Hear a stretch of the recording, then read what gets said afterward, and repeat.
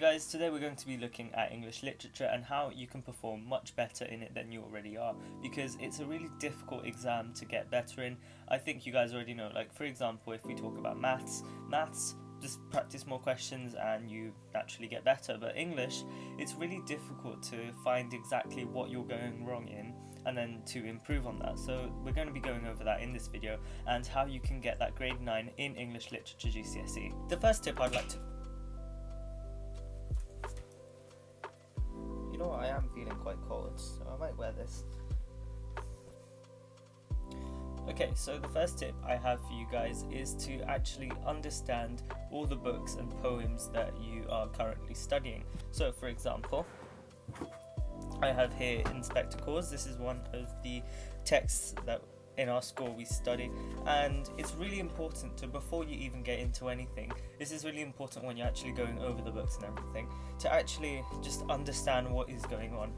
You can read the book and try and understand, but sometimes it can be really long trying to read the entire thing. Another thing you can do is go onto websites such as BBC Bitesize or Seneca. They have brief summaries of the entire play. SparkNotes is also really good at that. It gives you detailed summaries of everything, and I really recommend to check them out because it really helps knowing the play before, or whatever it is, poem, play, book. It really helps knowing it before you actually start writing about it, rather than just going straight into writing the essay. You need to know exactly what you're talking about. So for example, what you could do, and this is complete suggestion and it's something I barely keep up with myself, is to, before you go to sleep, actually read a bit of, read a poem, read a part, like a page or two of this, just to constantly keep it in your head. But this is more important when you're a week or so before the exams, to just make sure it's constantly in your head so you never forget what happens and everything like that. So if you do forget your normal quotations, at least you'll have a general idea of what goes on in the play / book / poem. And yeah, so it's really important. So we've got book here, let me try and find, so I do Macbeth, I do Inspector Cause, and I also do poems, the Power and Conflict Anthology poem section. We don't do I think it's the novel that we don't do, that got dropped for 2022 exams in our school. So yeah, what I used to do for the mocks at least was, before I went to sleep, I would just open up any poem and just give it a read and just understand everything, make sure I know exactly what's going on. Or I used to do this a lot because, not for the mocks, this is what I did because we didn't have inspectables in our mocks, we only had poems for some reason. What I did was, for our end of years, is constantly go back over this and just try and understand exactly what was going on in each act. I did a few pages each day. It really wasn't that much, but it really helped in the long run. Another really important tip is how you can actually memorize the quotations. So the way I've done it, and the way we were taught in our classes, was, if I just get these books again, what I did was, let's start off with the poetry anthology. You can see that I've highlighted almost everything in this, loads of highlights and everything. The entire pages are just filled with writing. So we split it into 3 separate sections. We had language, form and structure, and we talked about, I wrote bullet points on everything. And once we were done with all the poems and everything, I went on to Remnote. If you don't know what Remnote is, check the card in the corner. But I went on to Remnote and I basically picked out 3 key quotations from every single poem that I think was the most useful. So for example, Ozymandias, I would see, okay, what things have I talked the most about, and what I tried to do was I tried to vary them. So I used to I had some on language, some on form. Structure I didn't really have much about because it was just the overall story of what was going on, but it was mainly language and form. I'd have one form, one, and no, I had 3, oh no, I remember how I did it now. So I've got 3 language quotations, and then I just have the form in general to remember how the form is. So for example, form in Ozymandias, let me just open it up again. Petrarch and Sonnet, stuff like that. I would just have that as a separate flashcard. which was really useful because I always went over it and it's constantly on my mind now, so I can easily recall instant things like that because it's just common knowledge for me now after doing it for so long, having it repeated to me again and again. I've got these three key and what I tried to do is I picked quotations that I would be able to use in a variety of different circumstances. So for example, if one had like just things that were specific but not too specific, so I could easily compare it with another poem quite easily. You could do it like that, but I've also got friends who only picked out 3 or 4 poems and just remembered them in complete depth. For me, I've like sprinkled over all of them, but you can do it either way. It really depends on how your teacher teaches it to you. Same thing for I did it slightly differently for Macbeth and Inspector Calls. What we did was we separated everything. This is also a really important point.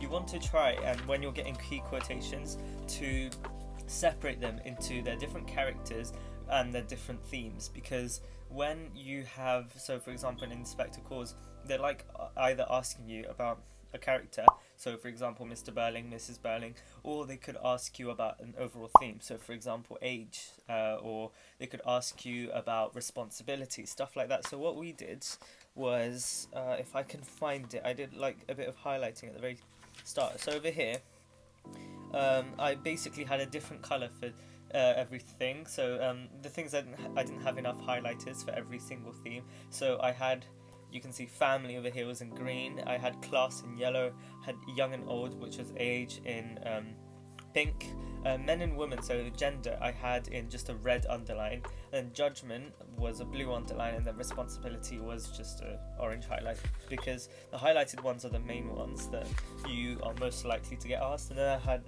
Mr. Burling as blue, Mrs. Burling as purple, Sheila as the green underline, and the inspector as a black underline. Every other character I just put as a normal pen because I didn't have enough colours.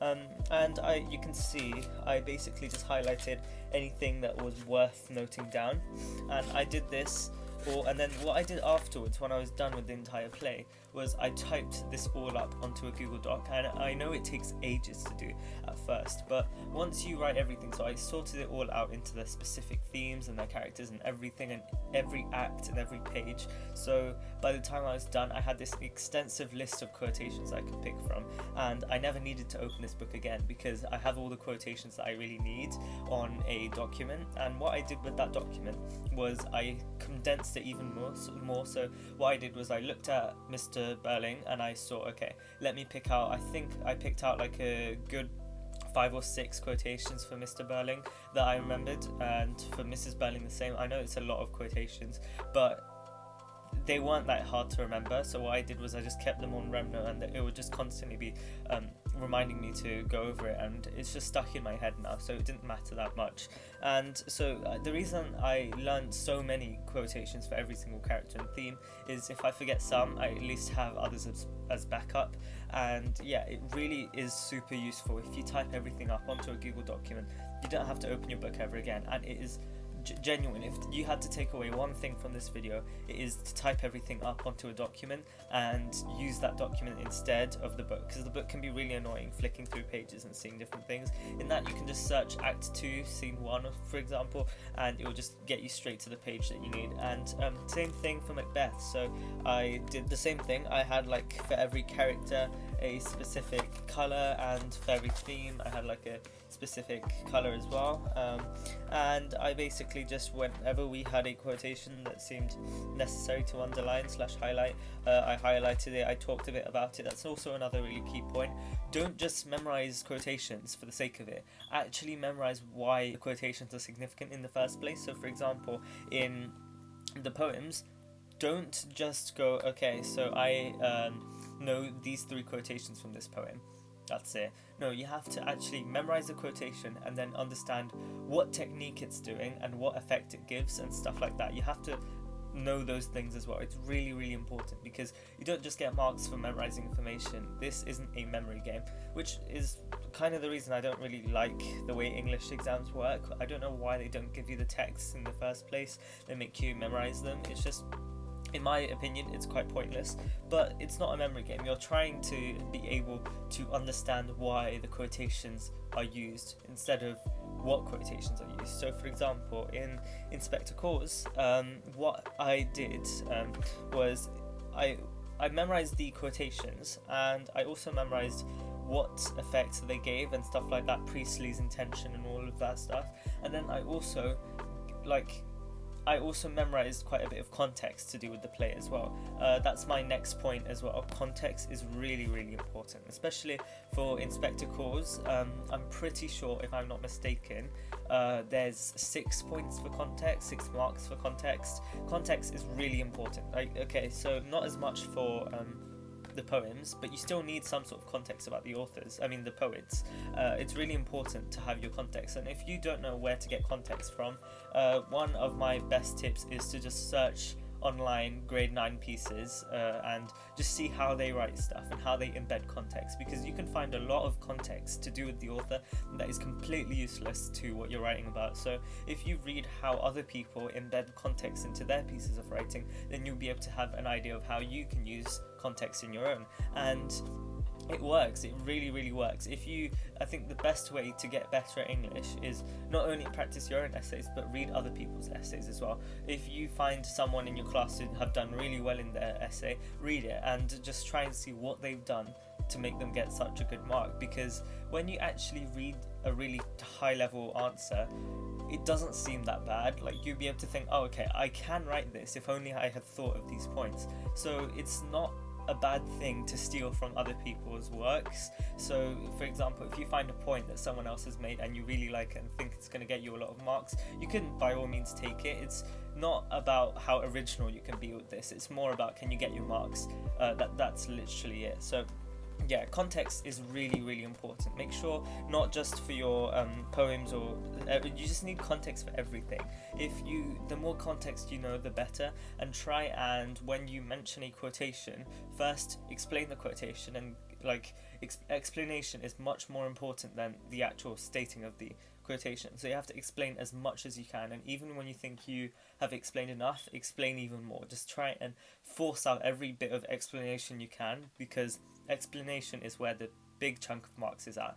Once you've explained, then give a bit of context as well, just to round everything up, and then you can link it back to the question, which is also a really important thing. Make sure you are answering the question and not straying off. It's really important to actually be answering the question, but it's really easy to start going off on a tangent and completely misunderstanding what you're meant to be doing, and then you have this massive chunk of text that you've written that just doesn't fit with the question at all, and you just get 0 marks for it. So you always want to see, is this sentence I'm writing actually related to the question or not? Okay, so if you've already read a lot of other people's grade 9 pieces and you've memorized all your quotations and your context and everything, then the one other step that you have to do is to actually practice and put all your information to a proper use and actually write it down on a piece of paper, because the real way to get better at English isn't to practice, but it's to learn why you're not getting the high marks. So the only way you can learn why you're not getting high enough marks is to actually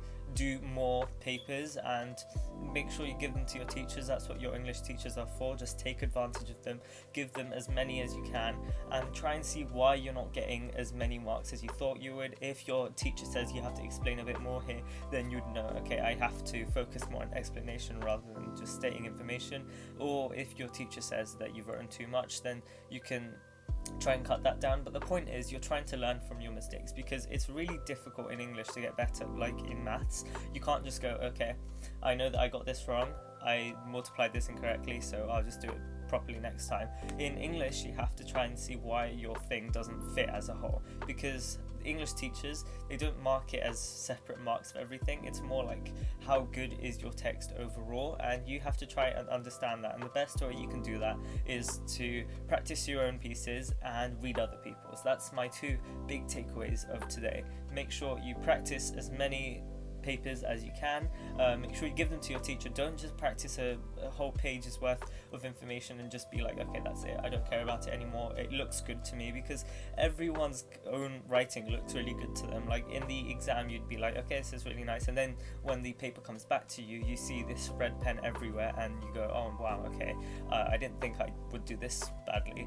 But the point is, you really need to A, practice, and B, learn from other people. I think that's the best thing to take away from this video. So if you have any comments or questions, make sure you put them down below and I'll be happy to answer any of them. And if that's, yeah, I have nothing else to say, so